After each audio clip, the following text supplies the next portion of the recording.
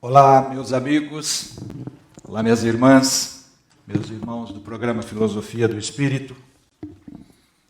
Eu sou Paulo Fernandes, mais uma vez estamos voltando para a nossa casa, nosso encontro semanal aos sábados. Todos os sábados nos reunimos aqui para investigarmos as nossas vidas, investigarmos as nossas existências, investigarmos aquilo que nós somos, especialmente sob a perspectiva da filosofia espiritualista, autoconhecimento, visando a pacificação dos nossos ânimos tão angustiados na atualidade, tão ansiosos como temos vivido na contemporaneidade.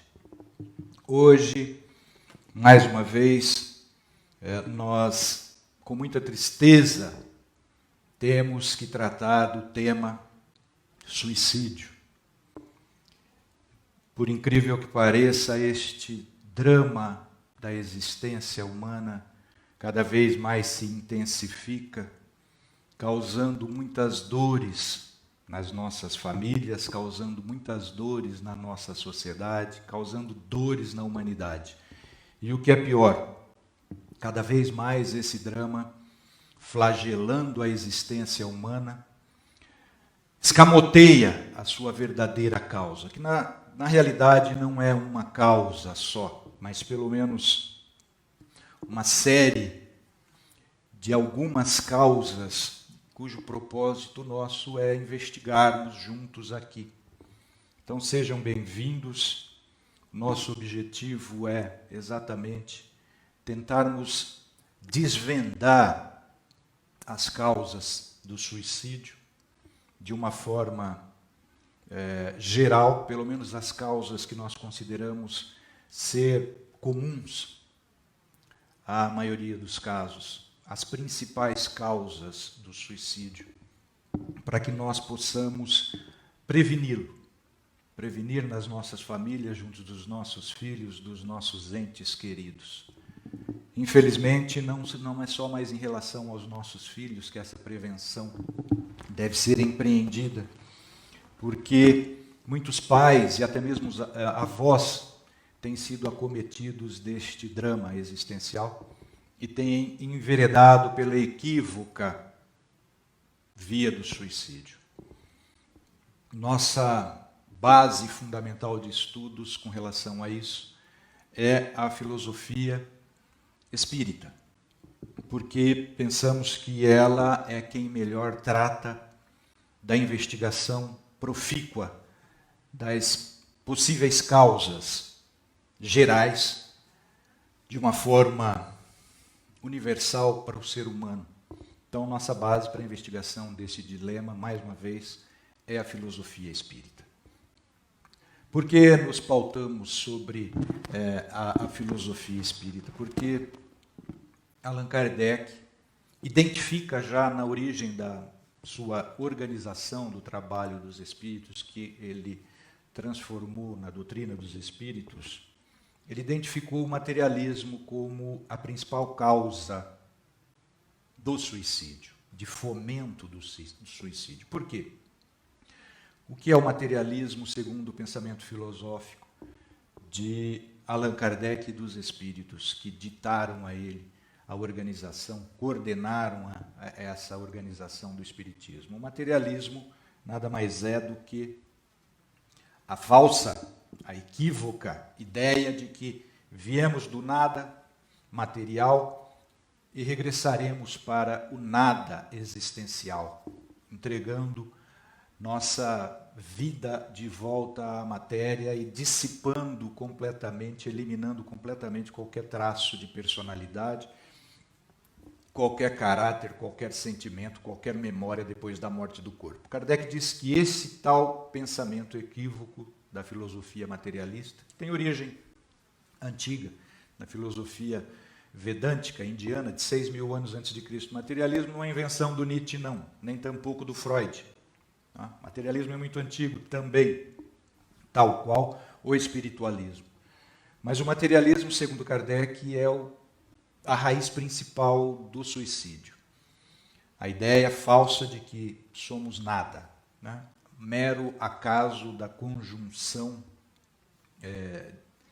seminal que geraria os nossos corpos, e sentimentos, memória, personalidade, caráter se extinguiriam com a morte do corpo. Kardec diz que temos que combater essa ideia, porque essa ideia é que leva ao niilismo, ao nada existencial, e, consequentemente, ao suicídio como uma tentativa desesperada de eliminar a dor. Esta é, sem dúvida nenhuma, a base fundamental do combate ao suicídio. A apresentação de forma lógica, racional, da condição humana como constituída a partir de dois elementos: o espírito, ser imaterial, criado por Deus e que se utiliza de um corpo material, existência após existência, para aprendizado exclusivamente da lei de amor, a lei moral. Este é o pensamento espiritualista reencarnacionista, da qual a tradição espírita é adepta. Dizemos já também em todas as nossas aulas que esta filosofia reencarnacionista não é nova.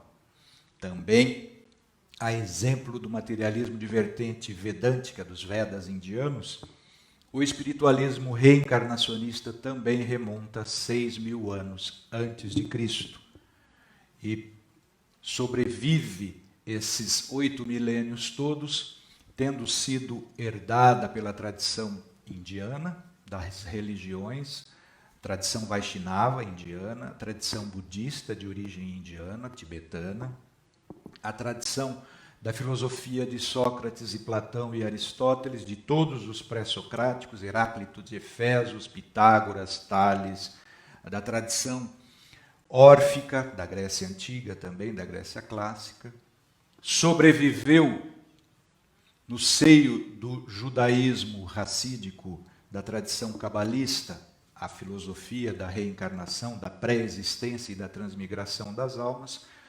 sobreviveu ao cristianismo de Jesus, onde teve o seu esclarecimento elevado à potência mais significativa e possível para nossos estados espirituais, para alcançarmos o exemplo que Jesus deu e as lições que Jesus nos deu sobre a filosofia da reencarnação, da pré-existência e transmigração das almas. Passou por Santo Agostinho no século IV depois de Cristo e sobreviveu até a Idade Média na filosofia da patrística, da escolástica de São Tomás de Aquino. Em São Tomás de Aquino, somente no século XIV depois de Cristo, já na alta Idade Média, é que a filosofia da reencarnação desapareceu do seio da Igreja. E isso perdura até os nossos dias, perdurou até a contemporaneidade, até que, tendo sido resgatada das mãos da filosofia, da teologia dogmático-católica, esta realidade foi reavivada no seio do cristianismo através do espiritismo. Portanto, é esta filosofia da reencarnação que da qual nos valeremos agora para esclarecermos um pouco as principais teses espíritas, espiritualistas, em busca das causas do suicídio. Tá?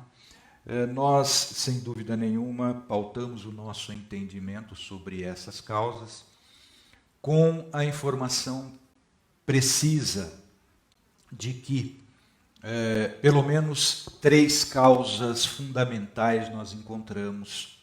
Fundamentais porque elas são gerais. Elas podem ser consideradas universais, válidas universalmente, ou seja, para toda criatura humana. Pelo menos 3 causas fundamentais com as suas derivações e consequências. E é isso que a gente vai tentar investigar um pouco. A primeira delas é, sem dúvida nenhuma, o materialismo, o niilismo, a ideia de que extinto o corpo físico, extinguiu-se completamente sentimentos, sensações e, consequentemente, as dores.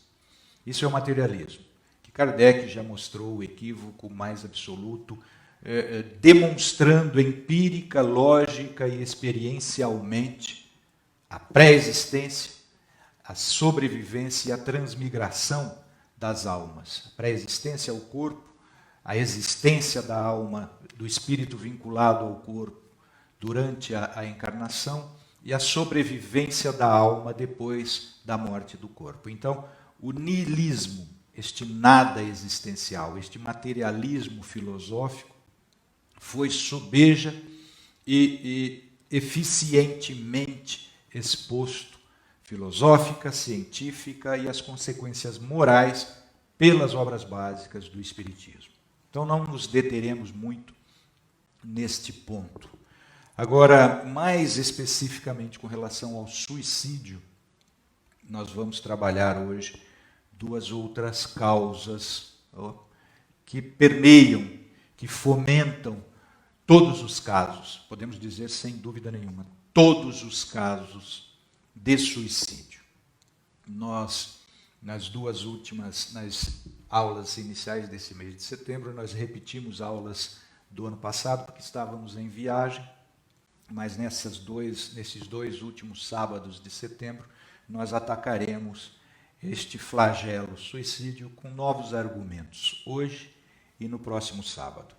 Sejam então muito bem-vindos àqueles que pela primeira vez frequentam este nosso espaço de reflexão e de troca de sentimentos, porque é este o objetivo exclusivo deste nosso encontro semanal de sábados. É trocarmos conhecimentos, trocarmos, sobretudo, sentimento fraterno, sentimento cristão. E, neste sentido, sempre são bem-vindas críticas, comentários e perguntas.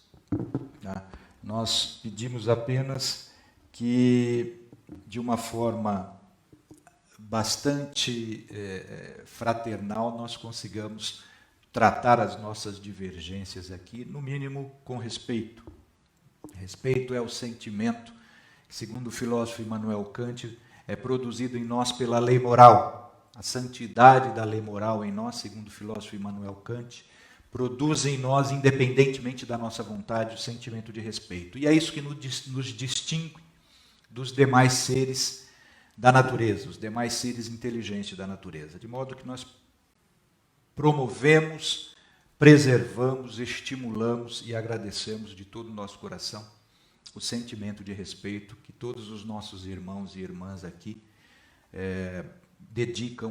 dedicamos uns aos outros, especialmente porque tratamos de conceitos muito vivos que interessam diretamente à realização da nossa pacificação enquanto seres no mundo. E é isso que a gente visa contribuir aqui com esses nossos encontros. Eu vou trabalhar hoje com um tema que foi exposto na obra, essa obra aqui, Dramas da Obsessão. Essa obra, Dramas da Obsessão, foi escrita pela dona Ivone do Amaral Pereira. E é com ela que nós vamos trabalhar hoje. Eu transferi para cá, para o meu celular, e não estou encontrando. De modo que eu vou ter que ler. Eu vou ter que ler diretamente no livro. Deixe-me encontrar aqui. Eu vou passar para vocês os slides, porque eu fiz os slides dessa vez para nós conseguirmos ler. Então vamos lá. Suicídio e obsessão espiritual. O caso em que vos contarei em seguida. Quem está dizendo isso tudo é o espírito que psicografou essa obra, o espírito Bezerra de Menezes. Esse livro foi psicografado pela dona Ivone Pereira, junto do espírito Bezerra de Menezes. E é das falas de Bezerra que nós vamos ler esses trechos. O caso que vos contarei em seguida é perfeitamente verdadeiro e não uma ficção. Corrobora ele a assertiva de que a mediunidade é dom natural que convirá ao seu portador não ignorar que a possui, mas sim estudá-la, aceitá-la, educá-la em princípios sérios, a fim de se eximir dos perigos fatais. Eu só vou fazer uma ressalva aqui, que este livro, na introdução desse livro, nós já trabalhamos há algumas aulas atrás. Eu vou ler porque esse slide eu não fiz, porque fala da mediunidade, e para que a gente não se equivoque aqui nos nossos estudos de hoje, que esse espírito Bezerra de Menezes está se referindo exclusivamente aos médiuns, tal como nós conhecemos este conceito de médiuns, como sendo aqueles indivíduos dotados de uma faculdade mais acentuada, mais desenvolvida, mais trabalhada, mais elaborada, para realizar psicografias, ou seja, escritas ditadas por espíritos, ou reproduzir psicofonicamente, através da voz, do aparelho vocal, a comunicação dos pensamentos dos espíritos, para que a gente não se confunda pensando que Bezerra está falando somente em relação a esses indivíduos que Kardec chamou, por um efeito de didática, no livro dos médiuns, médiuns ostensivos, quando, na verdade, o espírito Bezerra de Menezes está falando da humanidade de uma forma em geral. Eu vou ler aqui, embora eu não tenha colocado no slide, o esclarecimento de Bezerra com relação à mediunidade, a mediunidade da qual todos os seres humanos nós somos portadores. Então Bezerra diz o seguinte, acerca deste sexto sentido que toda a humanidade possui, a despeito de a maioria, apesar da maioria dos homens ignorar que o possui, este sexto sentido, uma vez que se desconhecem estes a si próprios. Ou seja, o que Bezerra está dizendo é, o sexto sentido, a mediunidade, que nos permite entrarmos em contato sentimental, ou seja, por via dos sentimentos e por via de pensamentos, com os espíritos desencarnados ao nosso redor, Bezerra diz que a maioria dos homens ignora a si mesmos. Por isso que ignoramos sermos portadores deste sexto sentido. Ele vai relatar esse fato, que ficará como exemplo ou padrão para quantos análogos o leitor encontrar nos noticiários macabros da imprensa mundial, como da imprensa brasileira em particular, estes fatos macabros de suicídios que nós estamos estudando hoje, é o que Bezerra relata como sendo efeitos desta mediunidade, deste sexto sentido, da qual todo ser humano, todo espírito reencarnado é portador, apesar de ignorar que é portador, porque ignora a si mesmo. Eu até vejo as meninas Dora, a Claudinha Bug, a Patrícia Gibim, que todas as aulas estão partilhando conosco seus sentimentos, já colocando ali os comentários dela. Olha, lá vem a pergunta 919 de novo do Livro dos Espíritos. Homem, conhece-te a ti mesmo e conhecerás os deuses e o universo. É a absoluta ausência de autoconhecimento que nos faz ignorarmos sermos portadores deste sexto sentido, ou seja, da capacidade, da faculdade que nos permite entrarmos em relações diretas com os espíritos ao nosso redor. Essa nuvem de testemunhas que o Espírito Paulo já fala lá na sua carta, numa das suas cartas às comunidades cristãs nascentes. Essa nuvem de testemunhas a nos rodear, a constantemente nos influenciar sentimentos e pensamentos e, consequentemente, palavras e atos, essa nuvem de testemunhas ao nosso redor 24 horas por dia, é a revelação nova, principalmente nos seus mecanismos de comunicação conosco, é a revelação nova com primazia, com autenticidade, trazida pelo Espiritismo.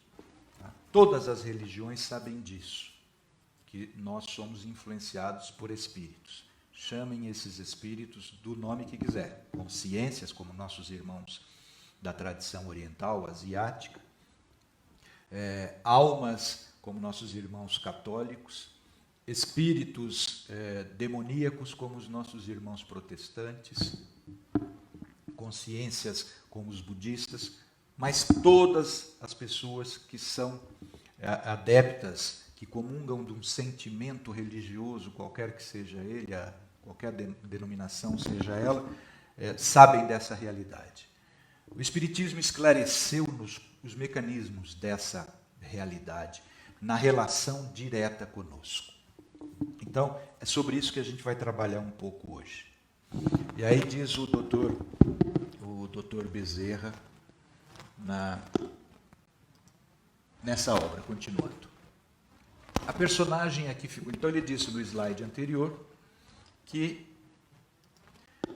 o caso que vos contarei em seguida é perfeitamente verdadeiro e não uma ficção. Então, trata-se de um fato real. Corrobora ele a assertiva de que a mediunidade é dom natural que convirá ao seu portador não ignorar que a possui. Não adianta nós negarmos a realidade da mediunidade, mas e não ignorá-la, porque os efeitos nós vamos estudar um pouco hoje, mas sim estudá-la, aceitá-la, educá-la em princípios sérios, a fim de se eximir dos perigos fatais. A personagem aqui figurada, com o nome de Leonel, possui dons mediúnicos. Neste sentido, dons mediúnicos, como todos nós possuímos dons mediúnicos, tal qual esta faculdade, exatamente que eu acabei de esclarecer, que nos permite entrarmos em relação direta, em pensamentos, ao menos, e em sentimentos com os espíritos. E uma ressalva apenas, um parênteses. Toda pessoa que se entende portadora, protegida por um anjo de guarda, por um espírito protetor, por um tutelar, uma consciência mais elevada que o guia nesta existência aqui, que a tradição católica chama de anjo da guarda, a tradição espírita chama de espírito protetor. Toda pessoa que se pensa assim, nessas condições, tem que se pensar capaz de receber a comunicação do seu espírito protetor, do seu anjo de guarda, para que seja exatamente tutelada nas decisões principais desta existência. Então, o mecanismo que permite o sentido espiritual, que permite com que nós dialoguemos em pensamentos com os nossos espíritos protetores, nossos anjos de guarda, o mecanismo, a faculdade, é a mesma faculdade que faz com que os espíritos menos evoluídos ao nosso lado entrem em contato direto conosco, via sentimentos, consequentemente gerando pensamentos em nós. Nós já, numa aula específica deste ano e do ano passado também, trabalhamos as doenças comportamentais, como depressão, síndrome do pânico, transtorno obsessivo-compulsivo, na sua causa espiritual, que não é nenhuma outra senão esta realidade simbiótica, de absoluta simbiose de sentimentos e pensamentos que nós conservamos cotidianamente, 24 horas por dia, porque o espírito não dorme, com os espíritos doentes ao nosso redor. É este o fato que se encontra e que nós veremos como causa também do suicídio.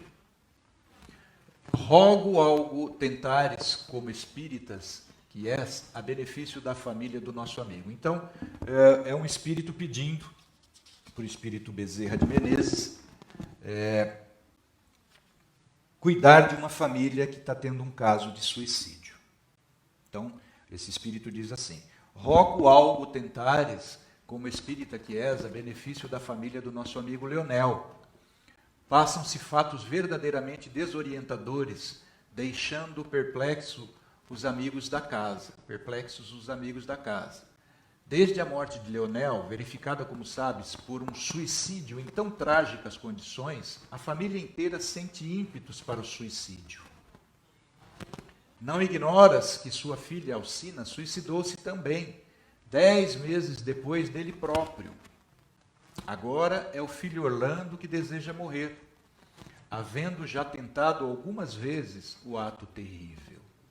Vivem todos a chorar, desesperados, sem ânimo para a continuação da existência. Somente a viúva de Leonel consegue algo de estimulante para se impor à situação, que é a mais anormal possível. A miséria lhes bate à porta, pois nada possuem e ninguém, senão ela, trabalha.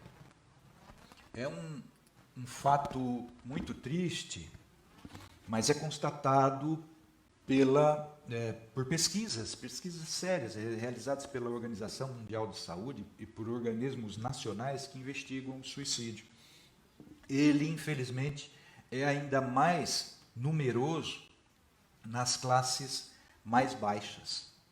Então, a gente vê aqui que o espírito Bezerra de Menezes está relatando um caso de suicídio em que o pai de família suicidou-se e poucos meses depois, 10 meses depois do suicídio do pai, uma filha também suicidou-se. E agora tem um outro filho ainda que deseja morrer, já tendo tentado, inclusive, o suicídio algumas vezes.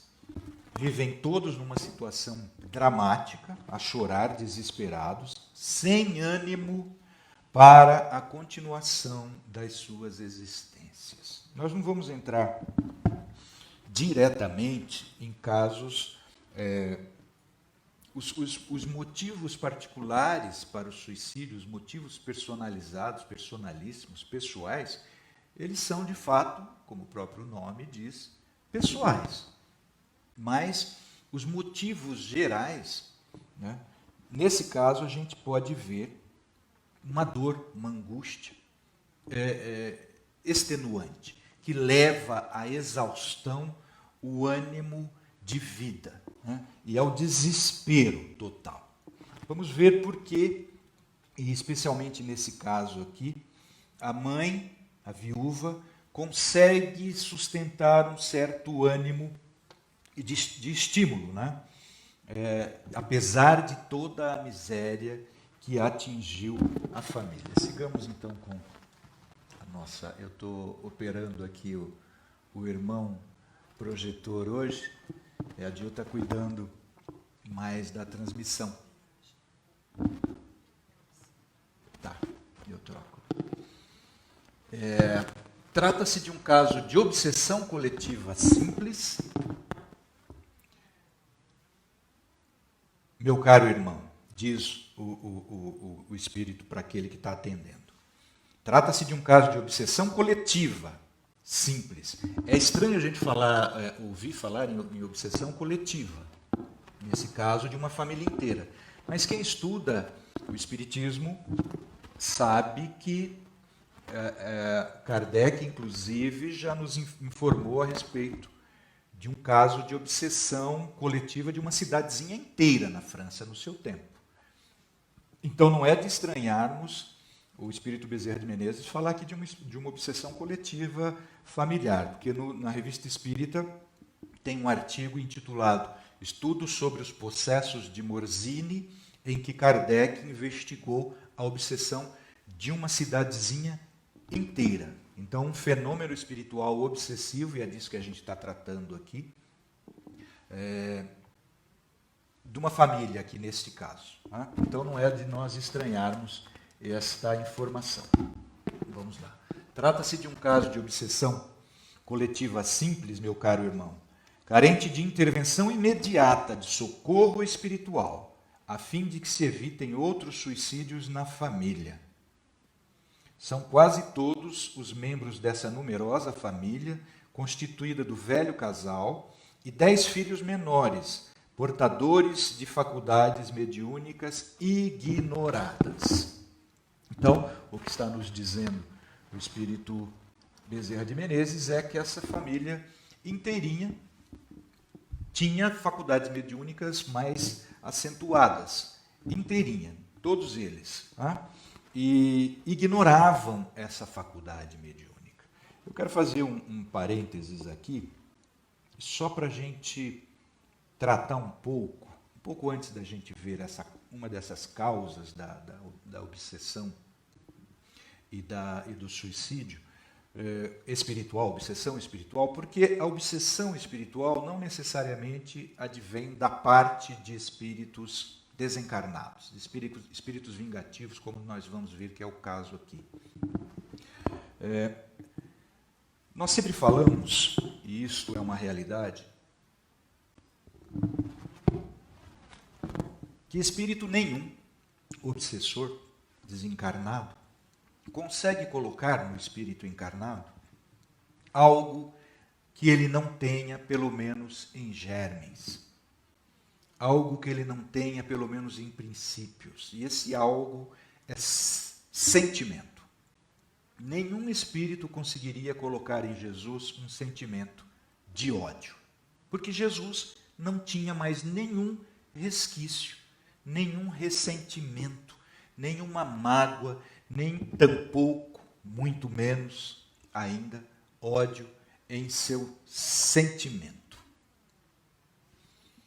No obstante, nós todos somos espíritos em faixa mediana de evolução e conservamos ainda muito mais vícios morais, sentimentos rebaixados, do que sentimentos elevados, exatamente porque nos encontramos numa faixa mediana de evolução espiritual. Nós vivemos num planeta de provas e expiações. Os espíritos nos deixaram isso muito claro. Aqui prevalece ainda a influência do mal. Preponderam aqui ainda os maus sentimentos. De modo que todo espírito que reencarna, todos nós reencarnados, trazemos as nossas deficiências sentimentais. Isso que a gente chama de vícios morais. Um mais orgulhoso, outro mais vaidoso, outro mais melancólico, outro mais entristecido, outro mais ansioso, outro mais hiperativo. Todos nós trazemos exatamente o caráter que nós criamos em nossas existências passadas. E são esses traços de caráter profundos, que as nossas personalidades manifestam nas nossas relações familiares, sociais, humanitárias e principalmente nas relações conosco mesmos. Então tem espíritos reencarnados, tem pessoas que jamais um espírito vai conseguir incutir, empurrar, impor a ele um sentimento de suicídio. Por exemplo, uma pessoa que não tem o vício da ingratidão. Uma pessoa que é grata, já tem desenvolvido em si este sentimento de gratidão para com a bondade alheia, para consigo. Uma pessoa que conserva um sentimento devocional, né, de gratidão, portanto, para com o Criador, uma pessoa que tem uma fé acentuada, uma fé sólida, uma fé estruturada, jamais vai se suicidar. Por quê? Porque não é ingrata, ela tem um sentimento, ela não tem o vício da ingratidão. No entanto, todos nós que estamos encarnados nesse planeta temos nossas fragilidades emocionais, que são frutos das nossas fragilidades espirituais.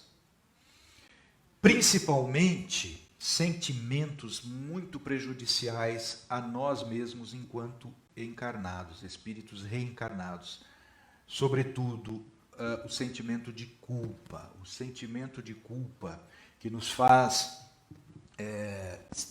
conservarmos, manifestarmos nesta vida, existência encarnada, uma personalidade muito intimista, uma personalidade muito intimidada, uma personalidade muito introspectiva, né? Pode denunciar um sentimento de culpa que nós carregamos do passado para cá. Uma pessoa muito intimidada, uma pessoa muito tímida, exageradamente. Não estou falando de uma pessoa educada, né? Isso é bom. Uma certa timidez de respeito social, isso é muito bom.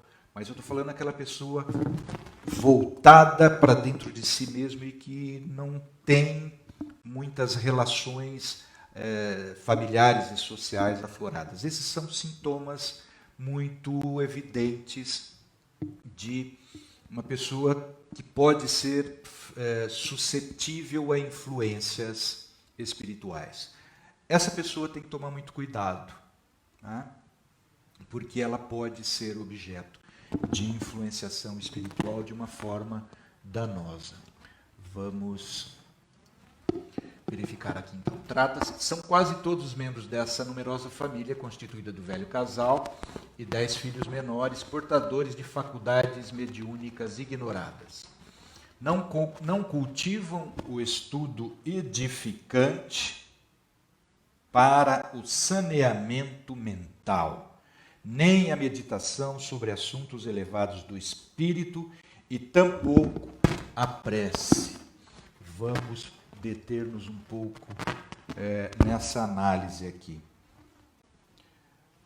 Por que é importante nós conservarmos, né, o hábito de atividades transcendentes?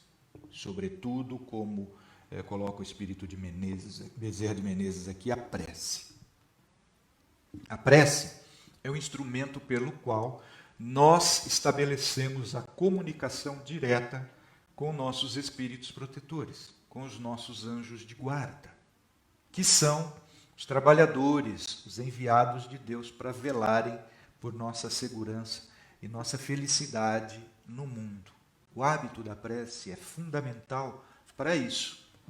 Mas eu conheço muitos casos, e eu mesmo já passei por isso, em que o estado da pessoa é tão depressivo, é tão apavorado, é de tanto medo, é de tanto pânico, é de tanta dor, ela não consegue entabular um Pai Nosso, que é a oração mais curta que a gente tem, e não obstante a mais elevada e eficiente prece que alguém, o Espírito, já entregou como um tesouro para nós seres humanos.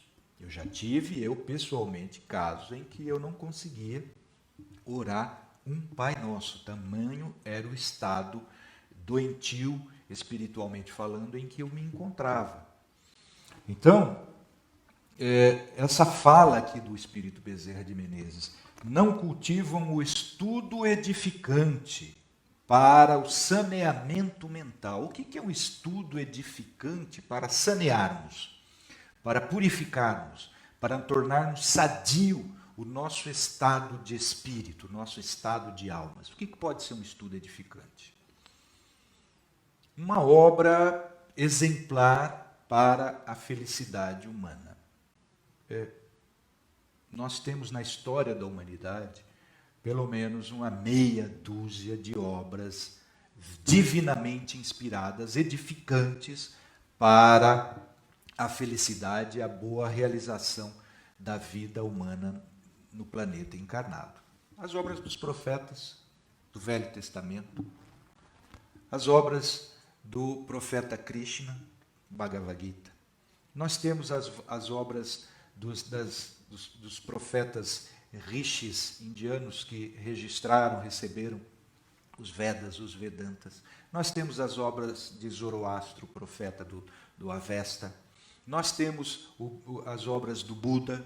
Nós temos as obras de Sócrates. Nós temos as obras de Jesus, Santo Agostinho, todos os profetas depois de Cristo. Nós temos a obra do profeta Muhammad, que Deus seja com ele, né? O Alcorão.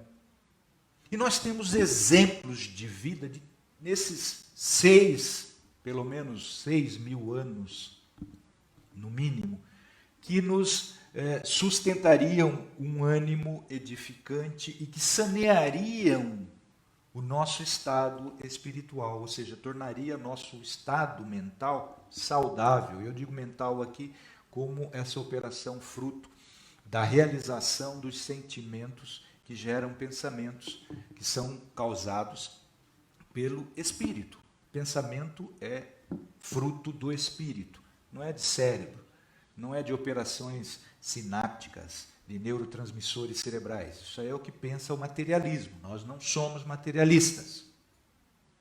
Tá? Nós somos espiritualistas. Portanto, temos que pensar que pensamento, sentimento, memória é coisa do espírito e não do cérebro. Por que é importante isso?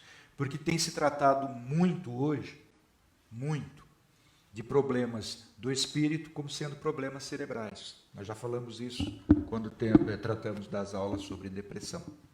Tá?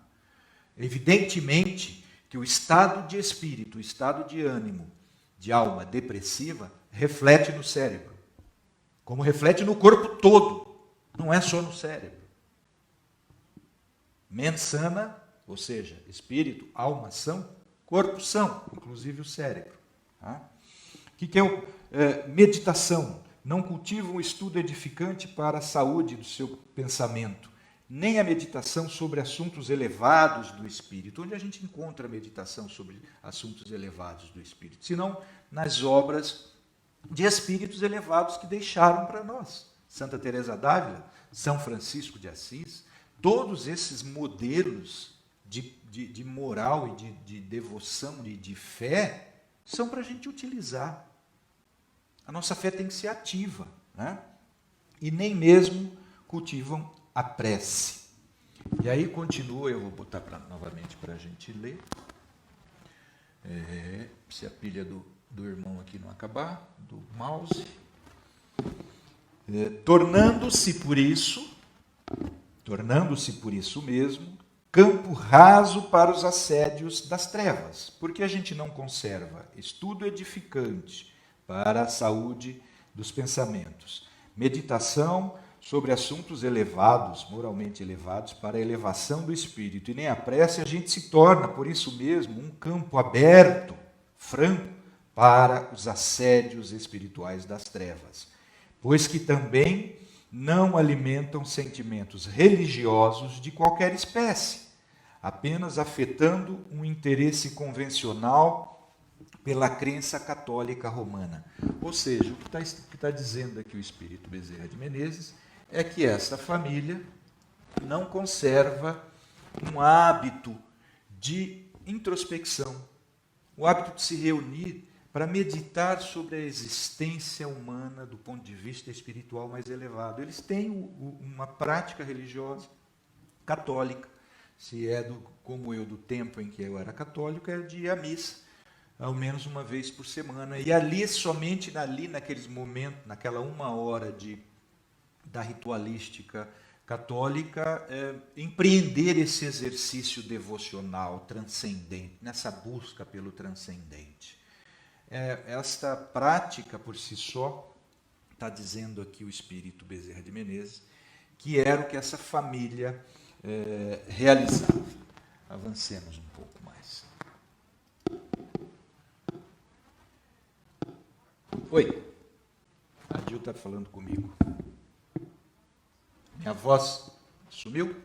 Não, está funcionando. Meninas, fiquem atentas ao áudio aí, porque eu me perco aqui, não ouço e a Dil também. Ficar falando com todo mundo e a gente, às vezes, o áudio some e a gente não percebe. Por favor. Sim, inteirei-me de que o chefe da mesma família, de nome Leonel, pôs fim à existência terrena, desfechando um tiro de revólver no ouvido direito, e que sua filha primogênita, jovem de 20 anos, de 20 primaveras, lhe imitou o gesto alguns meses depois, servindo-se, porém, de um tóxico violento. Tomou veneno, a filha mais velha. Inteirei-me ainda de que outro filho seu, de 15 anos de idade, tentou igualmente o sinistro ato, suicídio, salvando-se, no entanto, graças à ação prestimosa de amigos agilíssimos que evitaram fosse ele colhido, apanhado, por um trem de ferro, pois o tresloucado lançou-se aos trilhos, enfrentando o trem que se aproximava. Sigamos.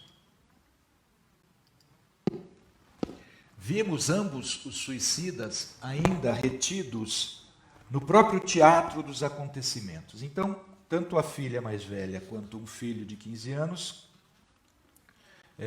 a filha mais velha conseguiu o suicídio, conseguiu matar o seu corpo, tomando veneno.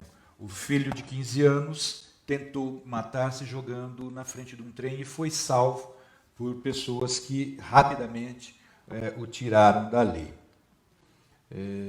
A gente vê que isso vai sendo engendrando a família toda, tá? E que ele não fala aqui se este filho foi salvo por espíritos encarnados ou espíritos desencarnados, mas tendo ele já arrojado-se à frente do trem, a gente presume que foram outras pessoas que estavam ali na estação que o tiraram dessa tentativa.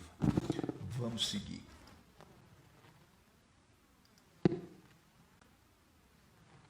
Próximo. Vimos ambos os suicidas ainda retidos no próprio teatro dos acontecimentos, ou seja, Leonel vagando, o pai vagando desolado e sofredor, a bradar por socorros médicos, traindo nas próprias repercussões vibratórias o gênero de morte escolhido sob pressões invisíveis, e Alcina, a filha, com o perispírito ainda em colapso, desmaiada sob o choque violento do ato praticado. Então, esses nossos irmãos continuaram sofrendo os efeitos do suicídio no palco, no pátio onde eles praticaram, ou seja, dentro da própria casa.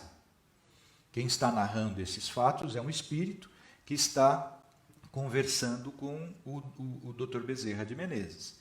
E aí, esses espíritos que iam acudir à família estão relatando que os espíritos suicidas frequentavam ainda, sustentando nos seus corpos, os corpos espirituais, evidentemente, porque, para quem não tem um conhecimento razoável da doutrina espírita, a gente tem que fazer um parênteses aqui. O espírito não é uma abstração. O espírito não é um ser que conserva somente a sua faculdade de pensamento, a sua inteligência e a sua vontade, o seu sentimento. Ele conserva um corpo espiritual, que o espiritismo chama de perispírito, né? Um corpo que envolve o espírito. E é esse perispírito, um corpo de matéria, de elemento semimaterial, já que matéria grosseira é o nosso corpo físico, o perispírito é um corpo de matéria também. De matéria sutil, de matéria que hoje a gente pode falar de um modo analógico, de matéria no estado quântico, no estado sutil, segundo a denominação dos nossos irmãos indianos, mas que é matéria e que é sustentado, é organizado este corpo material sutil pelo sentimento. E sentimento é coisa do espírito, não é coisa do cérebro. Então, o sentimento do suicida, como a gente está vendo aqui, Leonel, vagando, desolado e sofredor, a gritar por socorros médicos, ele traz nas próprias repercussões vibratórias, ou seja, no seu próprio corpo espiritual, ele traz nisso, ele mostra no seu perispírito o gênero da morte que escolheu sob pressões invisíveis. Tanto Leonel, o pai, Alcina, continua a leitura aqui, deixe-me colocar para vocês verem se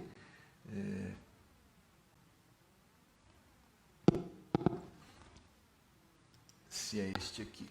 Não é este, é o anterior. Ou é o posterior, deixa eu ver. Isto. Esse aqui. Vimos ambos os suicidas ainda retidos no próprio teatro dos acontecimentos. Leonel vagando desolado e sofredor, a bradar por socorros médicos, traindo nas próprias repercussões vibratórias o gênero da morte escolhida sob pressões invisíveis. E Alcina, a filha, com o perispírito ainda em colapso, desmaiada sob o choque violento do ato praticado. Distinguimos também os obsessores. Então a filha, Alcina, ela tomou veneno, e aí o seu perispírito todo corroído, porque o veneno corrói. Isso que o espírito Bezerra de Menezes está dizendo como sendo o perispírito em colapso, desmaiada sob o choque violento do ato praticado. Então, o momento do desencarne, minhas irmãs, meus irmãos, é o momento mais dramático para o espírito. O momento do desencarne é o momento mais dramático para o espírito. Por quê? Porque, principalmente no caso de um suicídio, no caso de uma morte violenta, de um homicídio, ou no caso de um acidente violento em que a morte é abrupta, o espírito está muito ligado ainda pelo perispírito no corpo físico, porque o corpo está com saúde. O espírito é ligado, o perispírito é ligado no corpo físico, molécula a molécula. Então, quando a ruptura desse laço de ligação entre o perispírito e o corpo físico é abrupto, violento, sem um preparo pela doença que vai desligando pouco a pouco esses laços materiais, o choque é muito violento para o espírito. Então, o trauma da morte violenta é imenso. E o assombro que é atingido, com o qual é atingido esse espanto, esse terror, provoca no espírito um estado traumático, e isso evidentemente reflete no seu perispírito. Inclusive, o choque de perceber-se, quando ele retoma a consciência, de que está vivo. E as dores provocadas pelo ato de suicídio, pelo ato que causa a morte do corpo físico, essas dores, essa violência espiritual, aumenta e potencializa muito ainda, pelo remorso e pela culpa, as dores morais ou as dores físicas que já o impulsionaram a esse ato desesperado. Então, o drama do suicida é que ele não diminui a dor que o está levando a buscar esse ato desesperado. Muito pelo contrário, ela é potencializada, ela é intensificada de uma forma absolutamente angustiante.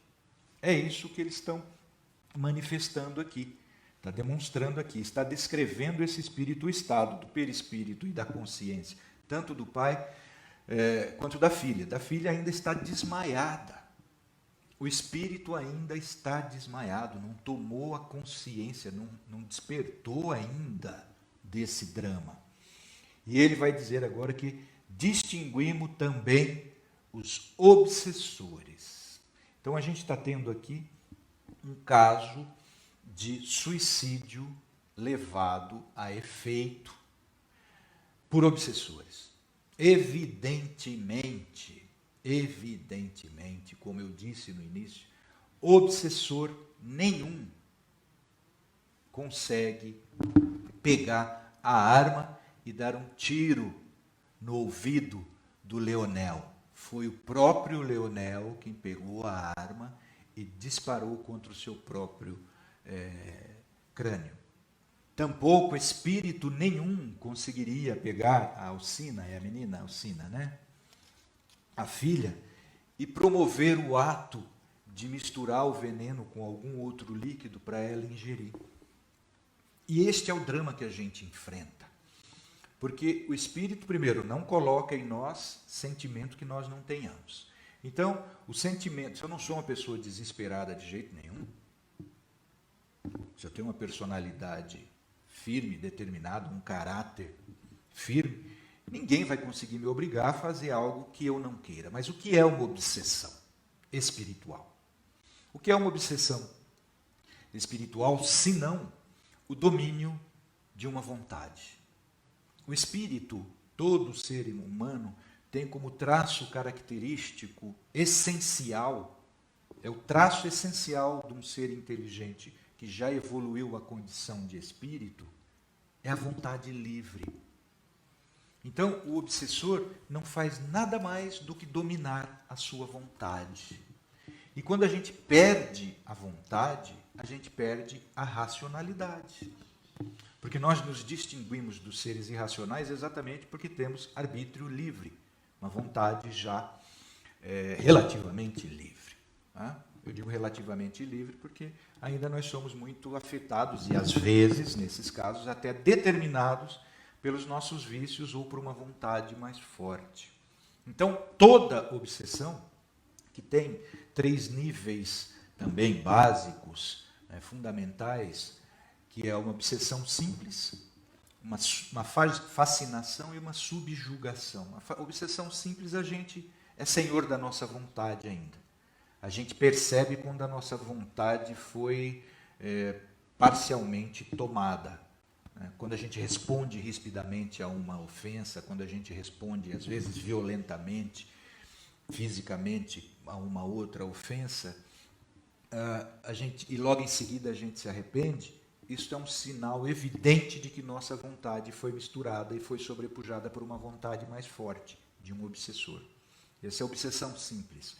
Na fascinação, a nossa vontade já está tão mesclada com a vontade do espírito que a gente não distingue mais o que é nossa vontade e o que é vontade do espírito obsessor, do nosso entorno, que tanto pode ser do nosso entorno casual, essa amizade, né, porque é uma amizade, é uma relação entre seres inteligentes, sentimentais, adquirida nesta existência, por um espírito desencarnado que se afina com o nosso sentimento, ou, o que é muito mais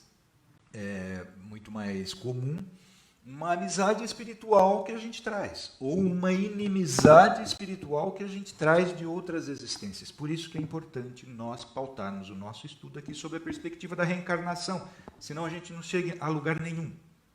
A reencarnação é a chave para esse tipo de patologia espiritual. No caso da fascinação, esse espírito obsessor, ele tem tanta ascendência sobre mim, seja uma ascendência por afinidade e por inteligência, né?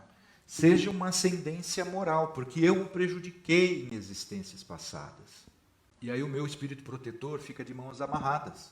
Se eu o prejudiquei em existências passadas e ele está se vingando de mim, o meu espírito protetor, se eu não me encontro num estado tal como relatado aqui, não cultivando estudo edificante para a saúde dos meus pensamentos, nem meditação, vivendo, buscando o transcendente mais elevado, uma vida mais espiritualizada, e muito menos uma vida com o hábito diário da prece, que é da comunicação com o meu espírito protetor, se eu não chamo constantemente o meu espírito protetor, o meu anjo de guarda, se eu não me comunico constantemente com ele, mediante a prece, mediante a elevação dos meus sentimentos, para o que a prece é a ferramenta mais eficiente, o meu espírito protetor, diante da vingança de um espírito o qual eu prejudiquei, e eu não estou fazendo a minha parte, procurando vigiar e orar, como Jesus recomenda, meu espírito protetor fica de mãos amarradas.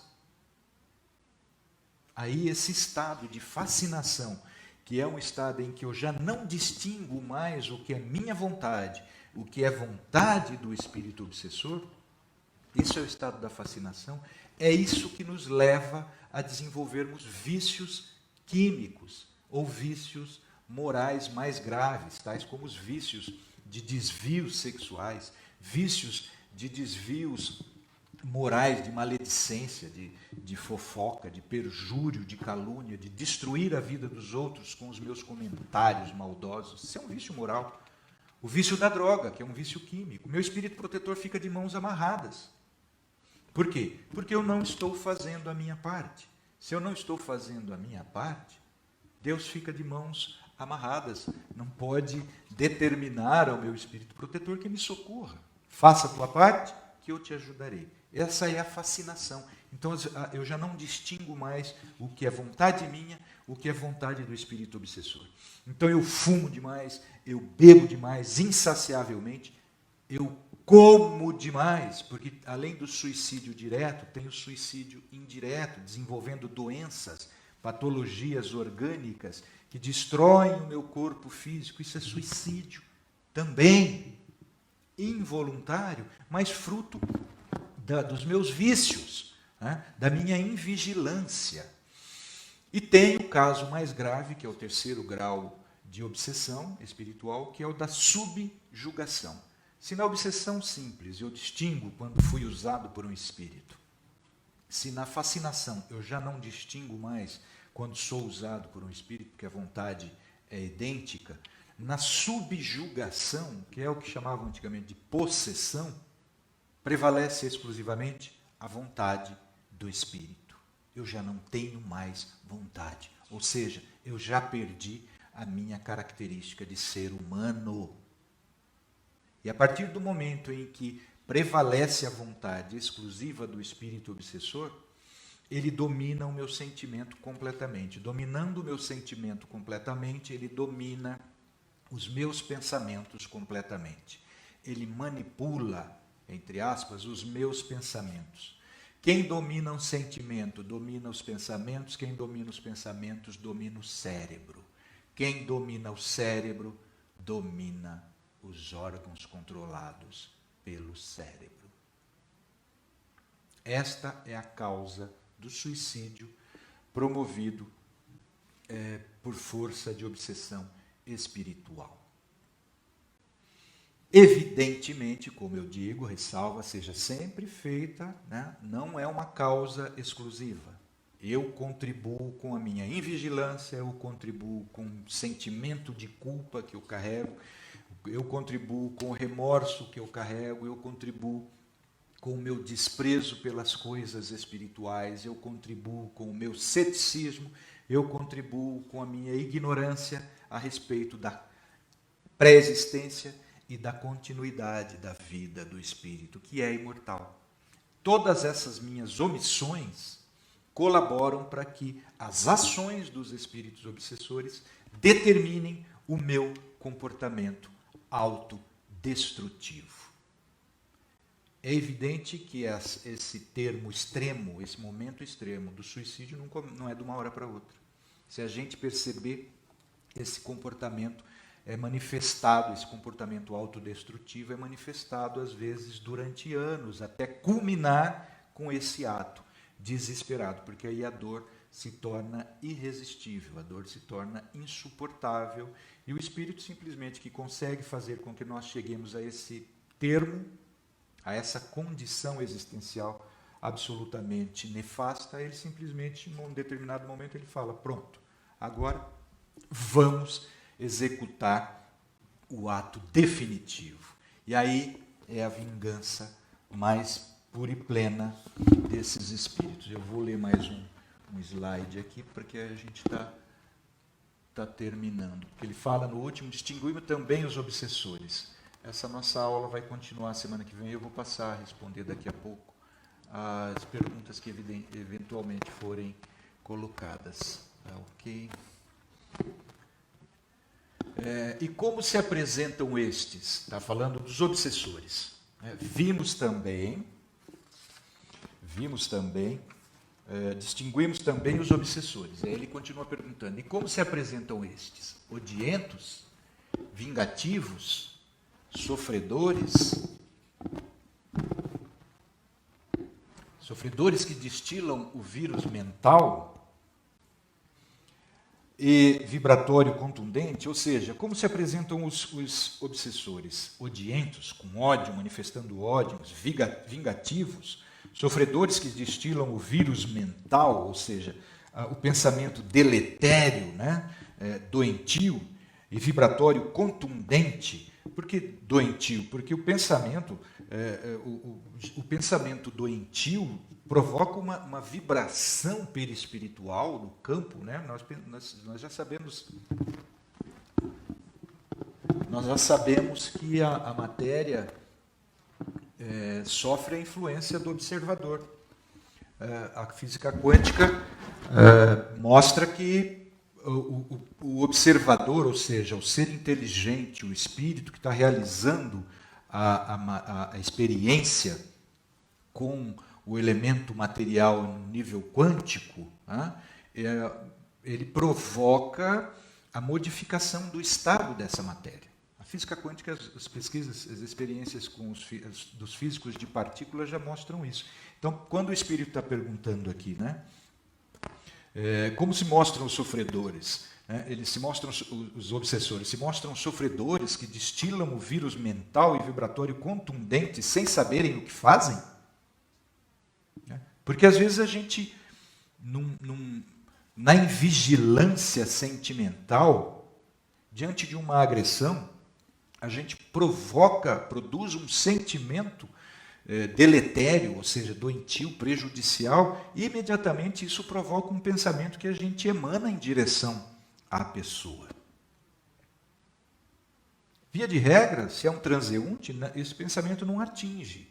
Mas se é dentro da nossa casa, que normalmente é onde ocorrem esses fatos entristecidos, este pensamento vai provocando violência perispiritual, sentimental, na pessoa que às vezes já está fragilizada demais. Então os comentários nossos, isso é frescura, essa depressão é nada, isso levanta, toma, vai banho, vai correr. Essa nossa insensibilidade diante do necessitado piora ainda muito mais, causa ainda muito mais prejuízo na sua já debilitada organização emocional. Por quê? Porque violenta o seu perispírito e, consequentemente, tanto o corpo físico, tanto o espírito influencia no corpo físico via perispírito, como o corpo físico também influencia no espírito via perispírito. Então, nossos sentimentos provocam pensamentos que podem tanto levantar quanto derrubar ainda mais a nós mesmos e uma pessoa. Então, vamos voltar aqui nesse texto que é importantíssimo para vocês acompanharem. E como se apresentam eles? Odientos, vingativos, sofredores que destilam o vírus mental e vibratório contundente sem saberem o que fazem? Afeiçoados às vítimas por simples afinidades de caráter ou índole? Pois sabemos que até mesmo um sentimento de amor ou paixão mal orientado ocasionará desastres como esses? Então o Espírito está perguntando, é assim que eles se apresentam? Dessa forma, né? Afeiçoados às vítimas por simples afinidades de caráter? Eu tenho visto, nesses momentos de estudo específico sobre o suicídio, muita gente falando, dentro do movimento espírita, que casos de suicídio são levados a efeito por obsessões casuísticas. Que a gente adquire, que a gente conquista essas companhias espirituais deletérias, prejudiciais, danosas, doentias, apenas por afinidade de sentimento. Não é bem assim, não. Nós vamos ver aqui. Não é bem assim, não. O que diz o espírito Bezerra de Menezes, que eu não coloquei aqui mais um slide, exatamente porque o nosso tempo já está praticamente esgotado. Nós já estamos com mais de 1 hora de aula, e a gente costuma fazer só 1 hora e depois responder as perguntas. Mas a gente vai ver, eu vou ler aqui só para chamar, fomentar o nosso estudo, que continua a semana que vem, que a gente vai ver os motivos dessa obsessão e os meios de combater esse tipo de obsessão, esse tipo de causa do suicídio, na próxima aula, no sábado. Mas eu vou ler aqui só para a gente encerrar. Então, como se apresentam? Sofredores, afeiçoados às vítimas por simples afinidade de caráter ou índole? Pois sabemos que até mesmo um sentimento de amor ou paixão, mal orientado, ocasionará desastres como esses. E é interessante a gente analisar isso aqui, porque muitas pessoas mesmo, têm buscado a via equívoca do suicídio por desilusão amorosa, decepção. amorosa. E pior, muitas pessoas têm buscado, infelizmente, a via do homicídio, feminicídio hoje, uma outra praga, uma outra moléstia danosa do espírito que nós temos que combater, e as causas são as mesmas. Não nos iludamos, as causas do feminicídio são as mesmas causas do homicídio auto-infligido, ou seja, do suicídio. As causas espirituais são as mesmas. E eles estão perguntando, são afeições por afinidade de sentimentos, vinculações por afinidade de sentimentos, porque até a paixão, não amor não, né? O Espírito se corrige aqui, pois sabemos que até mesmo o sentimento de amor, não, de paixão, mal orientado, ocasionará desastres como esses. São essas as causas personalíssimas? Não, Senhor. E esse slide a gente não tem, tá? Porque é para a semana que vem. Não, Senhor, explicou vivamente o dedicado assistente. Trata-se de algo ainda mais doloroso. São ódios, vinganças pessoais de um passado que se me afigura intensamente dramático. Que passado dramático é esse? Nós vamos ver a partir da aula da semana que vem. Eu vou ler então uns perguntas.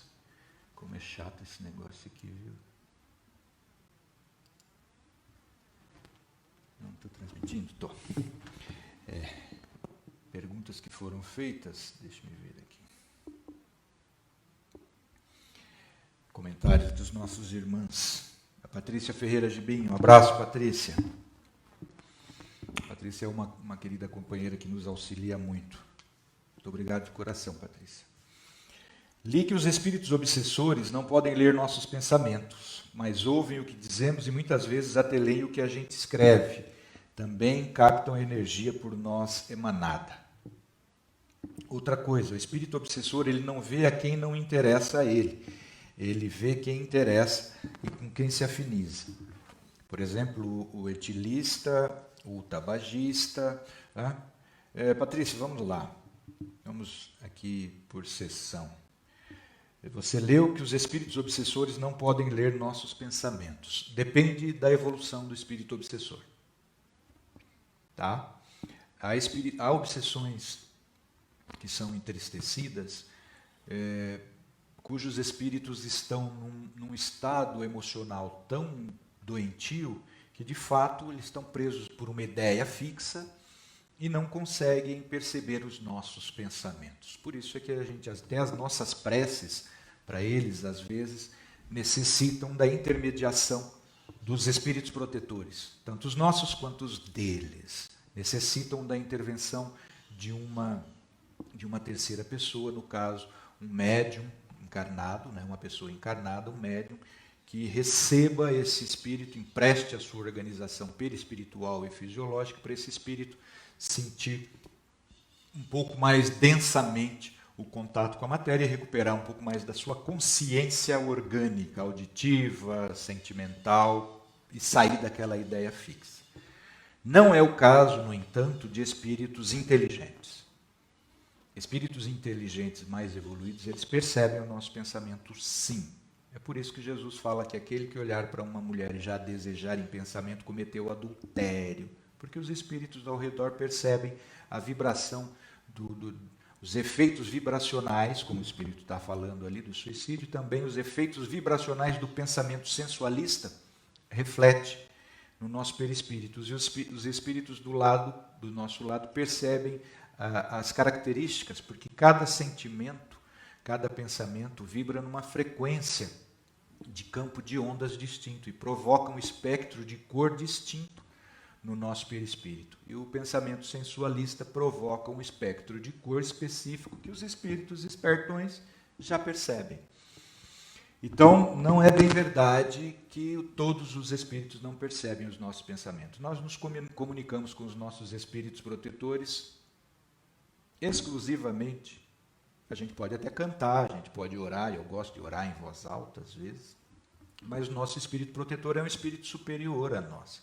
Então ele não precisa da prece verbalizada. Ele percebe o nosso pensamento, ele capta o nosso pensamento pelo hábito, pela afinidade, por seu dever de atenção aos nossos pedidos. Tá? Então, o espírito superior capta o pensamento. O espírito inferior, às vezes, não capta. Mas o espírito inferior moralmente, mas superior cientificamente, ele capta sim. Tá?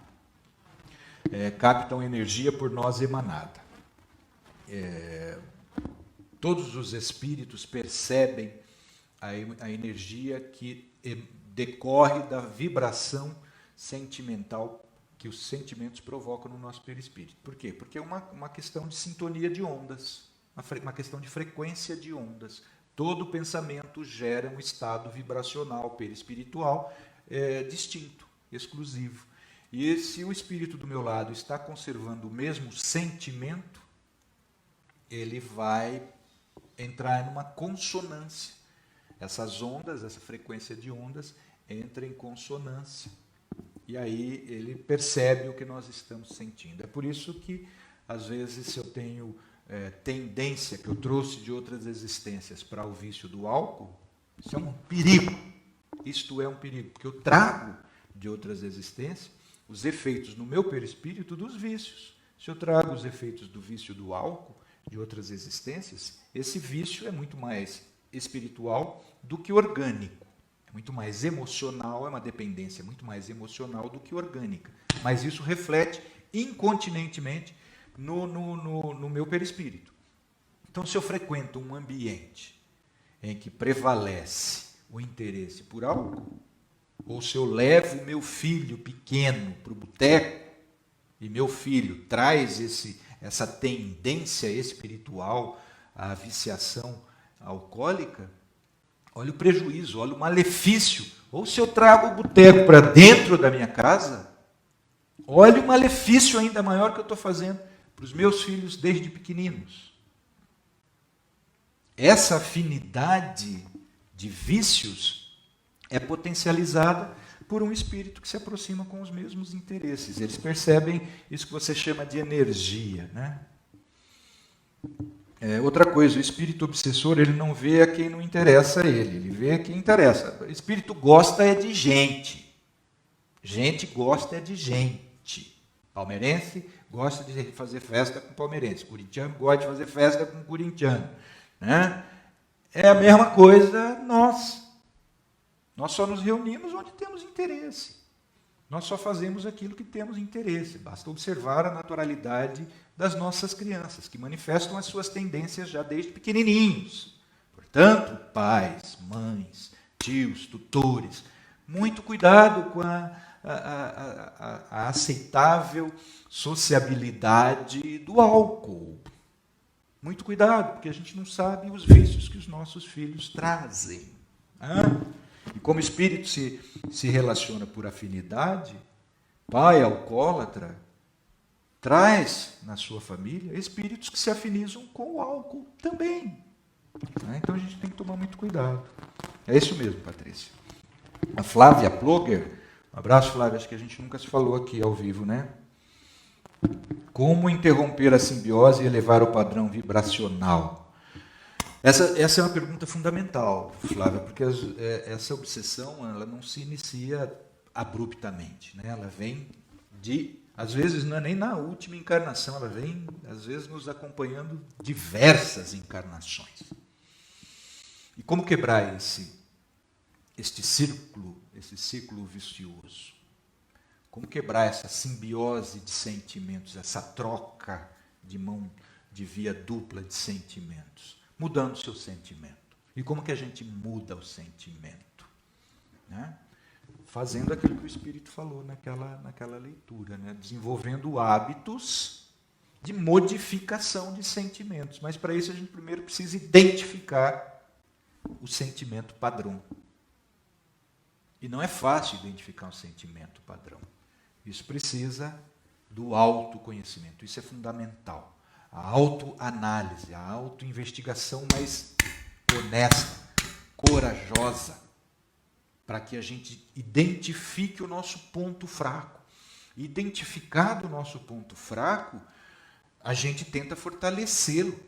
evitando situações que fragilizem ainda muito mais, que ampliem a fragilidade desse nosso ponto, evitando situações. O que tem tendência para o álcool, não adianta você marcar a balada em boteco.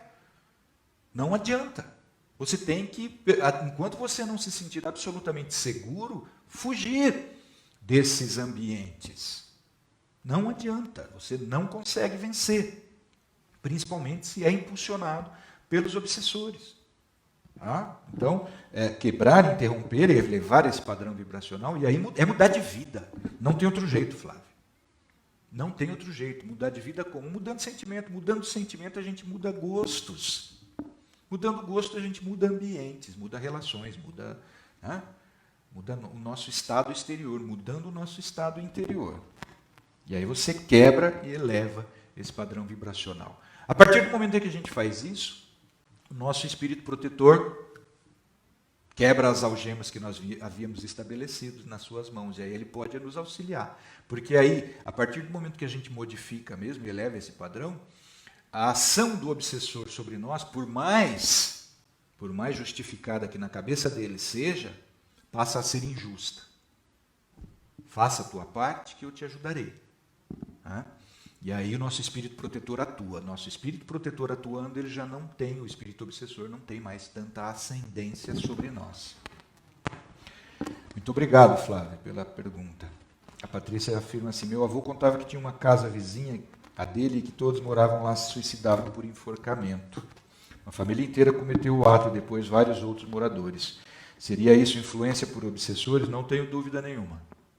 Não tenho dúvida nenhuma. Casos de reincidência de suicídio na família é vingança de obsessores, sim, Patrícia. Maria Elisa, como não ser esponja? Sendo mais firme, menos poroso na sua fé. Maria Elisa, muito obrigado pela sua pergunta. Sendo mais vigilante. A gente pode ser esponja, não é nenhum prejuízo ser esponja, desde que a gente aprenda racionalmente a lidar com isso. A gente conheça os mecanismos fisiológicos e os mecanismos espirituais, morais, dessa capacidade nossa de assimilarmos os sentimentos alheios. É isso que você chama de esponja. Assimilar o sentimento alheio é bom quando você tem forças para resistir a ele e ajudar aquele sentimento desanimado, doentio, entristecido, deprimido, atormentado pelo medo. Então, todo médium é esponja, mas o médium tem que ter um autoconhecimento suficiente para identificar quando ele está sentindo vontade de chorar por ele mesmo ou por alguém doente do seu lado. Então, ele já assimilou isso e aí ele tenha a base moral, porque é isso que dá é a base moral, é o autoconhecimento e a busca verdadeira pela virtude, que é a força da vontade no sentido de aprender a amar. É isso que nos fortalece moralmente, consequentemente, nos eleva espiritualmente.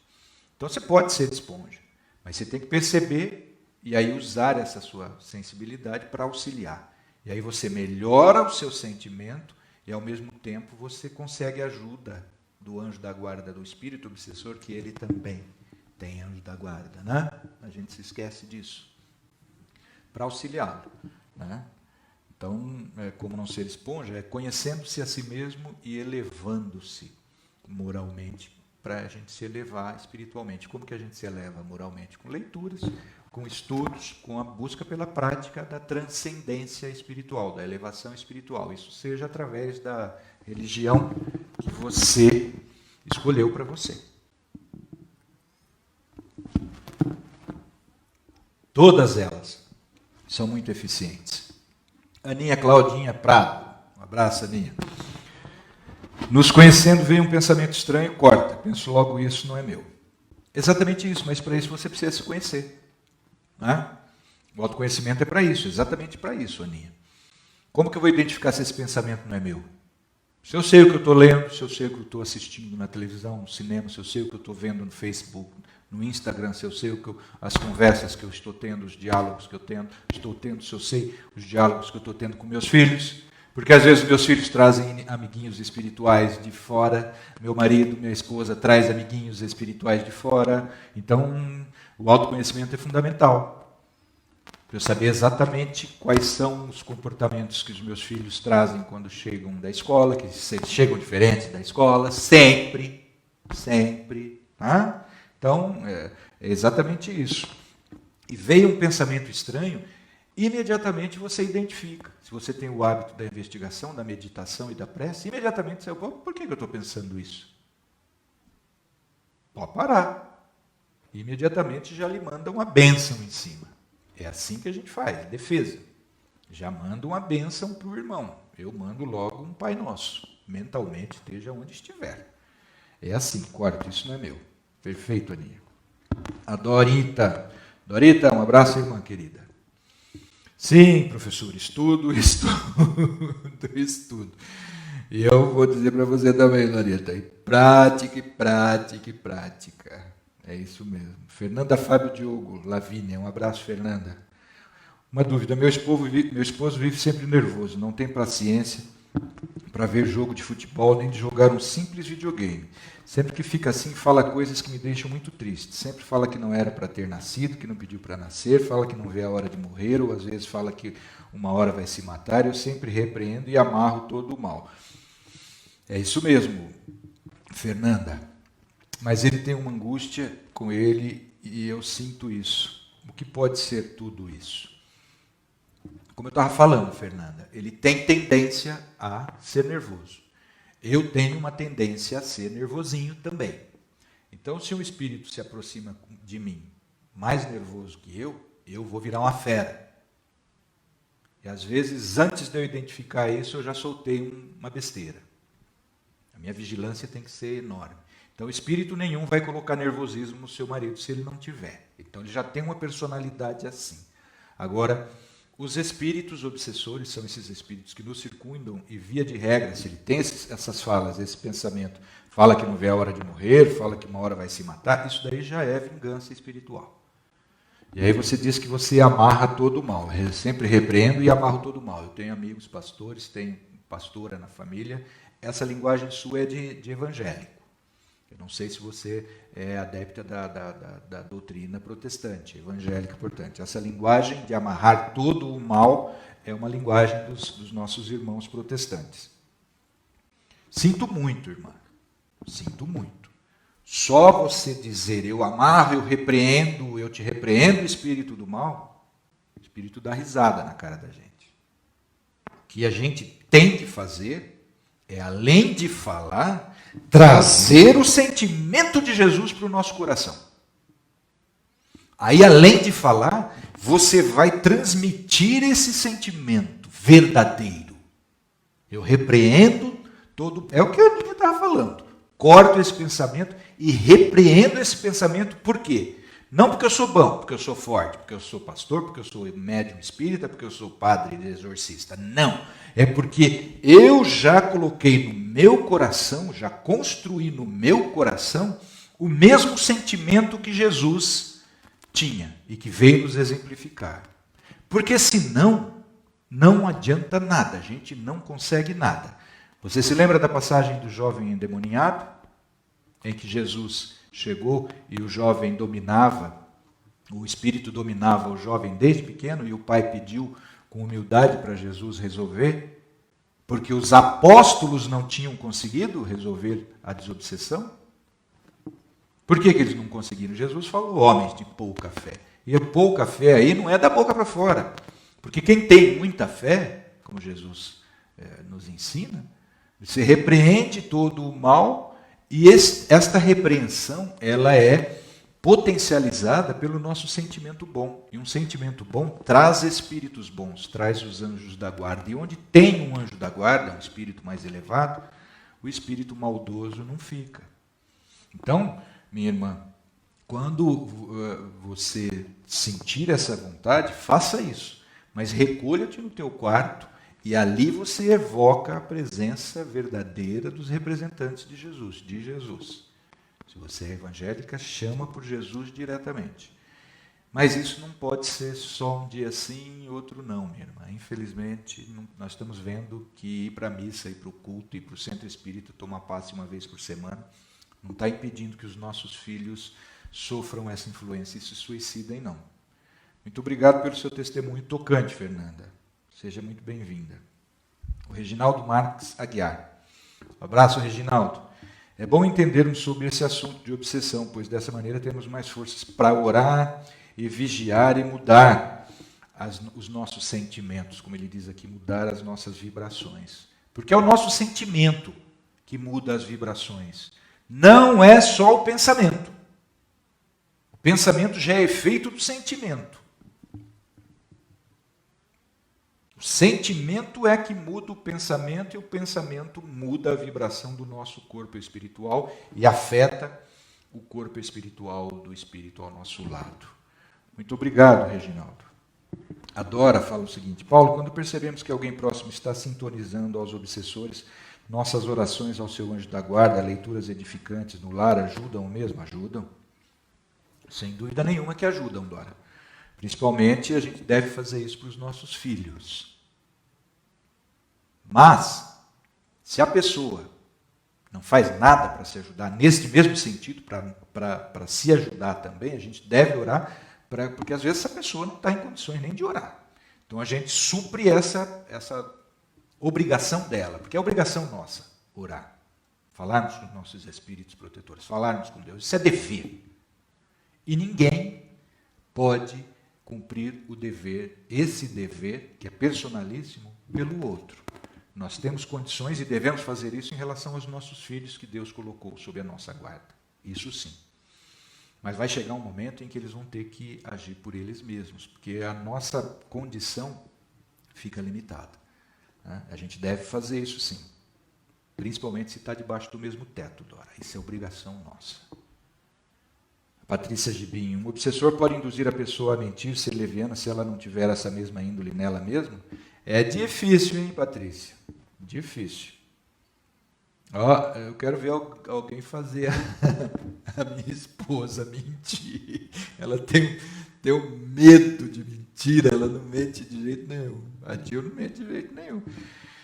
Eu não bebo, não fumo, não cheiro, né, não calunio, não difamo. O meu único defeito é mentir um pouco, como o Tim Maia falava. Né?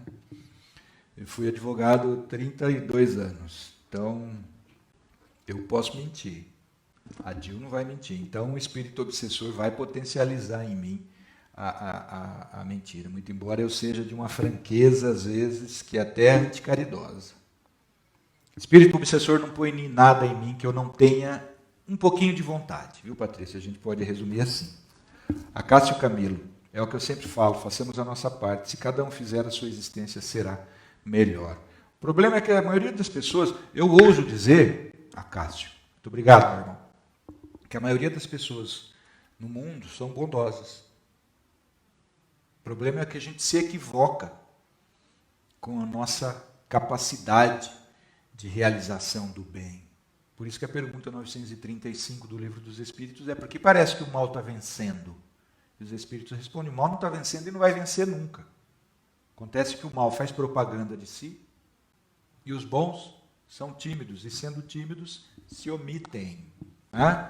Então veja quais são os posts, as notícias que a gente mais compartilha. Vê quais são as notícias que mais, os posts que são mais viralizados na internet. Vê se é coisa que presta. Então, o problema somos nós, Acácio, é isso mesmo. O Edmilson Zanon, um abraço, Edmilson. Professor, me explica uma coisa, desculpa caso eu estiver falando besteira, vocês também me perdoem. Dr. Bezerra de Menezes teve um filho subjugado. Ele preferiu que o filho desencarnasse para ter essa separação do espírito com o filho. Isso não é parecido com uma eutanásia, quando você desliga as máquinas para o filho não sofrer mais? Eu já ouvi essa história de a boca miúda também, Edmilson. Mas eu nunca li essa história do Bezerra. Eu não conheço a biografia autorizada do Bezerra, então eu não posso te dizer.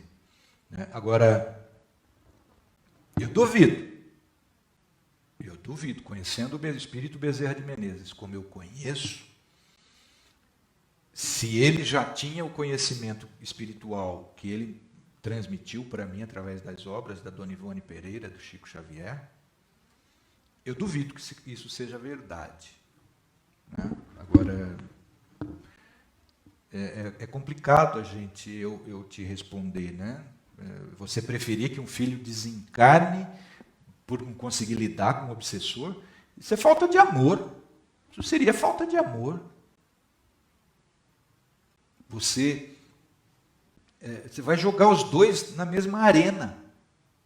Se você preferir que o seu filho desencarne para se livrar do obsessor, você está jogando ele, é o contrário, você está jogando ele diretamente nas mãos do obsessor, que vão estar o mesmo, né? Que Jesus fala, reconcilia-te com teu amigo enquanto estás no caminho com ele, porque depois que desencarna um, fica difícil. Se os dois voltam para um já está, o outro volta, o espírito filho volta para o mundo espiritual, você está jogando o filho na arena dos leões. Então era muito mais fácil para o Dr. Bezerra, inclusive porque ele era médico, ele tratar do filho encarnado. Eu acho essa história meio que... Eu já ouvi também, eu já ouvi isso também, mas eu acho absurda. Sinceramente, eu acho absurda. Muito obrigado, Edmilson.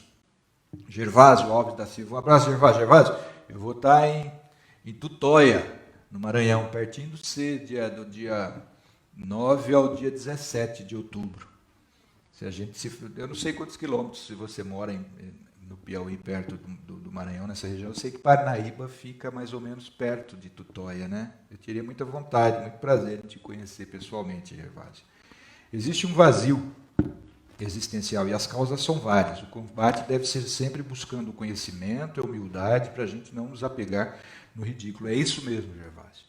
Há uma carência. Muito obrigado, Gervásio. Porque essa que o Gervásio coloca é uma das causas fundamentais do suicídio.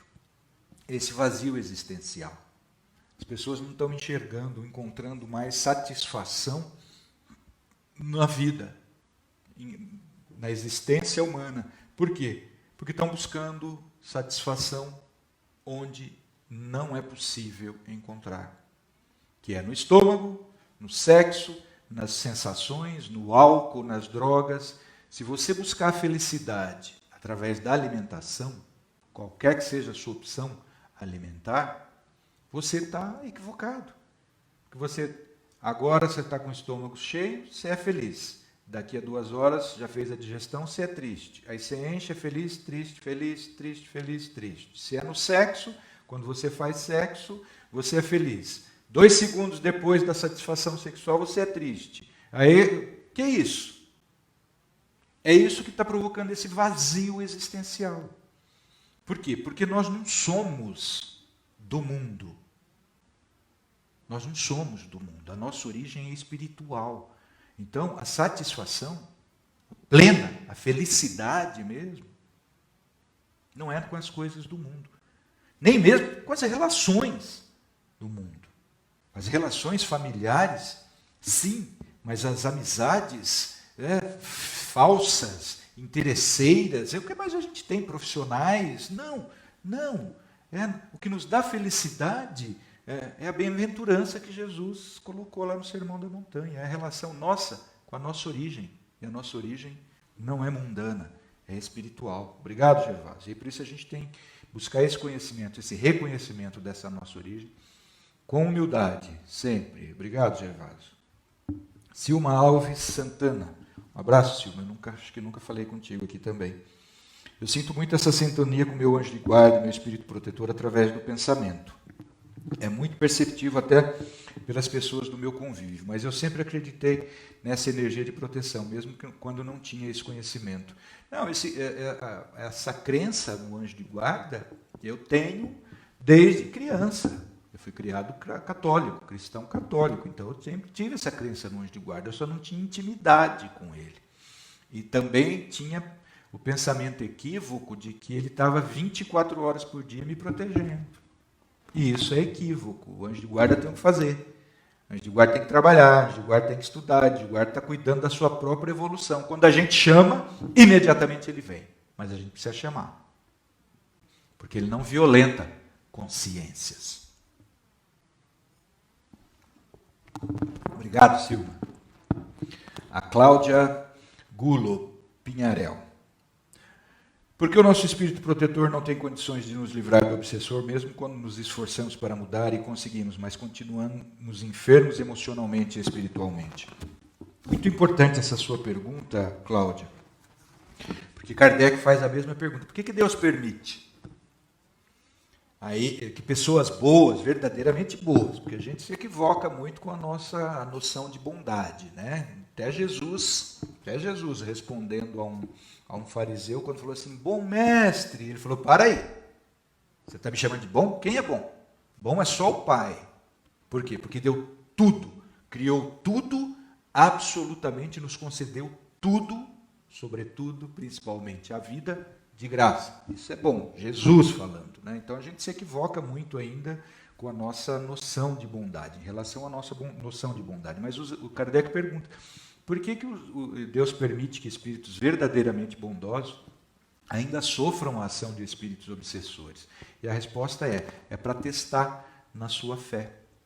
E também porque essa resistência, essa resignação diante da violência injusta é exemplo para eles. Então é pedagogia.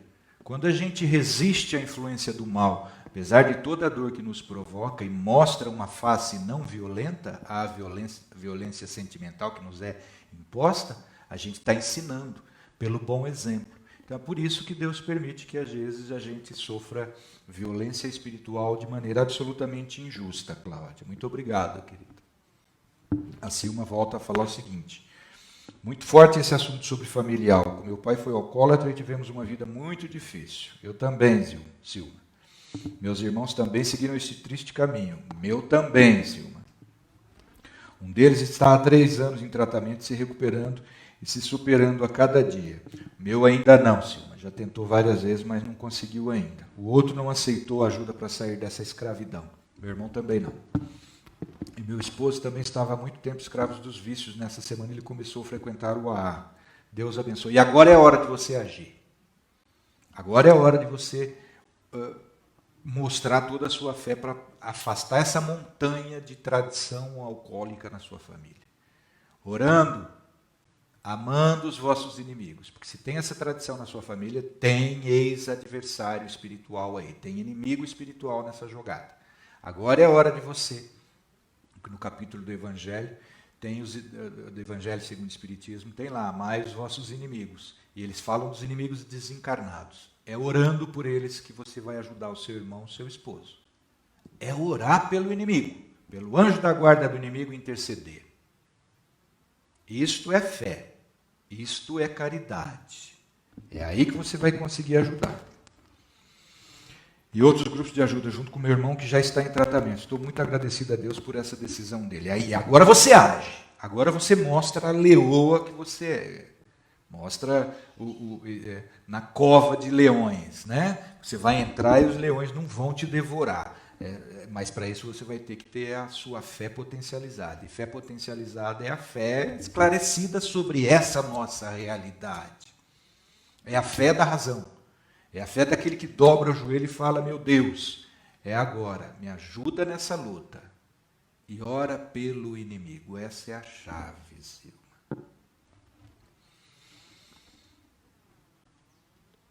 Continue em oração por todos eles. É isso aí mesmo, é dia e noite, irmã.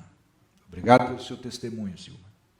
O Acácio Camilo, o suicídio para mim, ou como dizer da antecipação da ida, é o mesmo pegar um empréstimo para pagar outro. A dívida continua e só aumenta.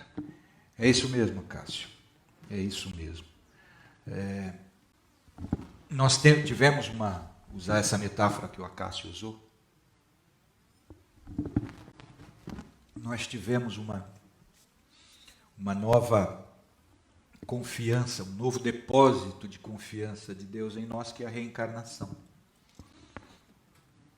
Toda a reencarnação é a chance que Deus está nos dando para nós recuperarmos aquilo que nós perdemos no passado, para nós elevarmos aquilo que nós rebaixamos, para nós soerguermos aquilo que nós derrubamos, para nós reconstruirmos aquilo que nós destruímos. E é isso que a gente está fazendo aqui. É para isso que a gente está estudando e é por isso que a gente tem que fortalecer o nosso sentimento de gratidão ao Criador e orar. Orar para potencializar a nossa fé. A prece é o orvalho divino que aplaca o calor excessivo das nossas paixões. Eu agradeço a atenção, a presença e o calor humano de todos vocês e a gente se encontra novamente no próximo sábado, se Deus assim nos permitir.